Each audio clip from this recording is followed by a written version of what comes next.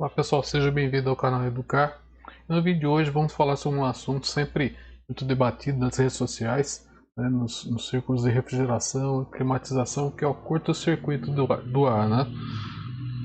Bom, na verdade o que é o curto-circuito do ar, né?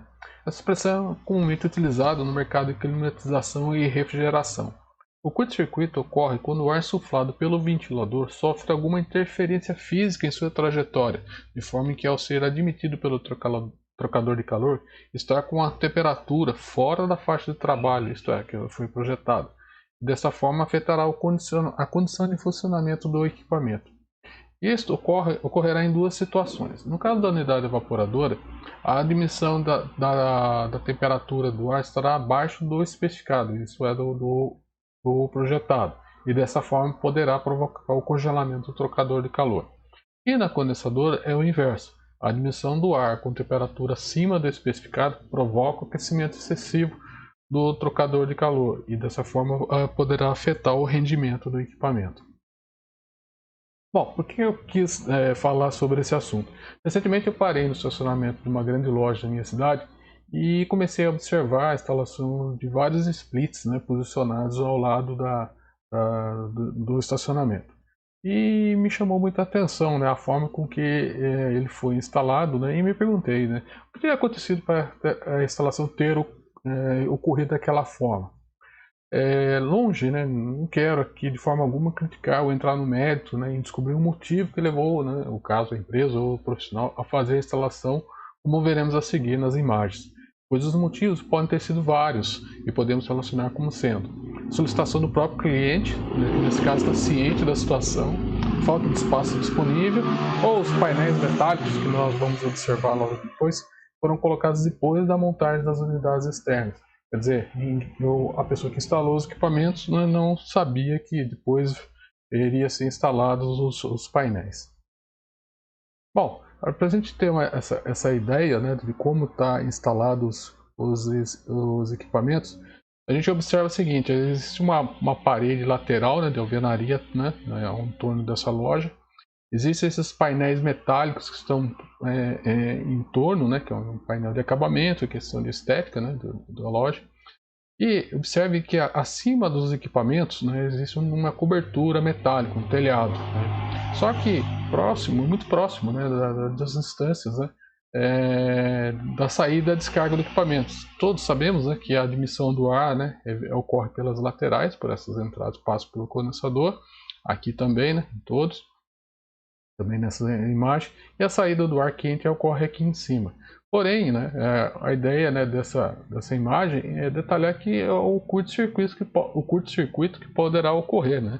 Que nesse caso a saída do ar quente ele vai bater no topo, no telhado, e provavelmente vai acabar sendo puxado, né, aspirado para cá, e consequentemente vai ficar esse curto-circuito, né, que assim chamamos, né, não tem nada a ver com o assunto elétrico, mas ele fica num ciclo vicioso aqui, né, e aumentando cada vez mais a temperatura. E isso se torna muito crítico, né, principalmente em períodos ou épocas, né, ou regiões onde temos temperaturas elevadas, né, temperatura ambiente elevadas. E na região sul e sudeste, isso aqui às vezes pode ser amenizado, né, temos épocas mais frias, mas para regiões mais quentes, né, que hoje as temperaturas estão praticamente acima de 38, para a faixa de 40 graus, provavelmente esse equipamento poderá ter problemas de funcionamento. Okay? Bom, nem tudo está perdido. Né? É lógico, se analisarmos friamente, a gente vê que existem algumas vantagens da instalação da forma que ela foi feita.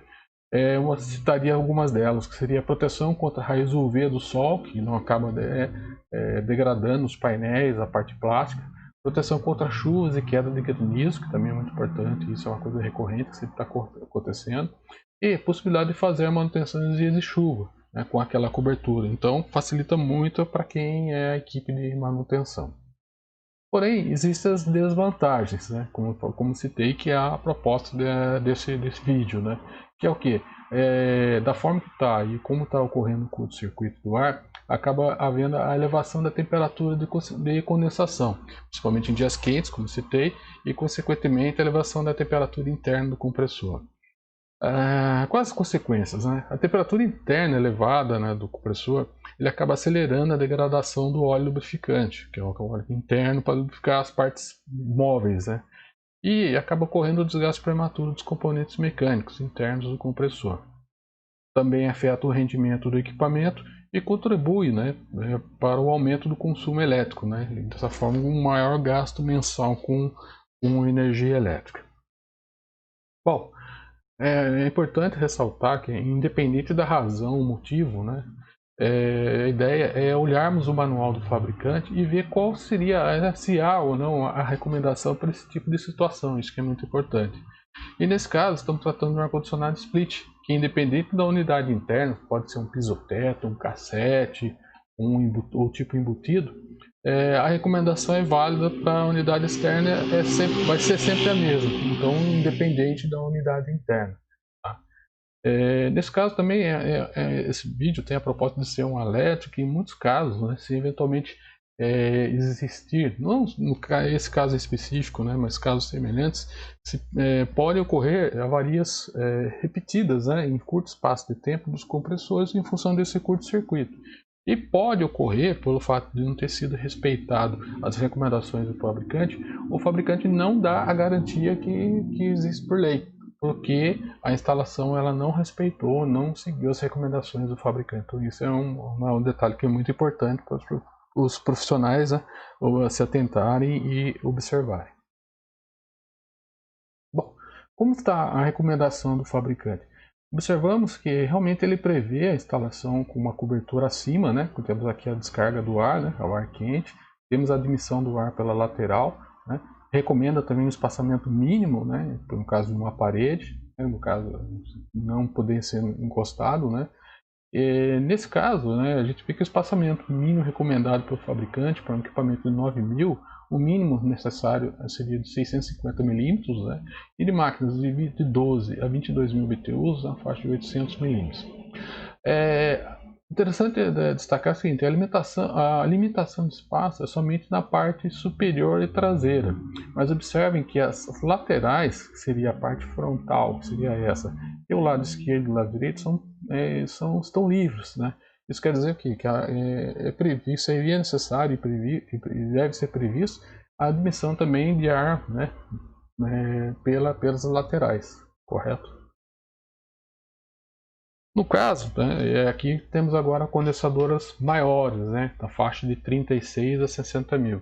Existe também a possibilidade de fazer a instalação com uma cobertura superior, porém, observe que os espaçamentos, as distâncias são bem maiores. Né? Aqui temos em torno de 1,20 m, né, ou 1.200 milímetros, e aqui o mínimo seria o espaçamento de recuo da parede em torno de 150 milímetros, mas o ideal seria 1 metro, né, em função de toda essa preocupação em garantir o funcionamento do equipamento.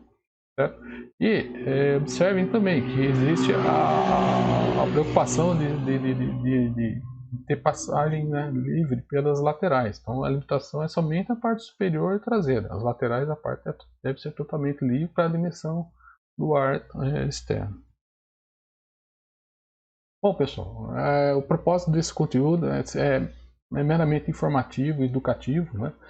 Não tem o objetivo de fazer críticas ao trabalho dos profissionais, né? Que a gente sabe que o dia a dia do pessoal é duro, mas servir de alerta para a melhoria e da importância de sempre estar adquirindo conhecimento e especialização, seja qual mercado esteja atuando. Bom, para você que chegou aqui, agradeço a atenção e espero vê-lo no próximo vídeo. Obrigado.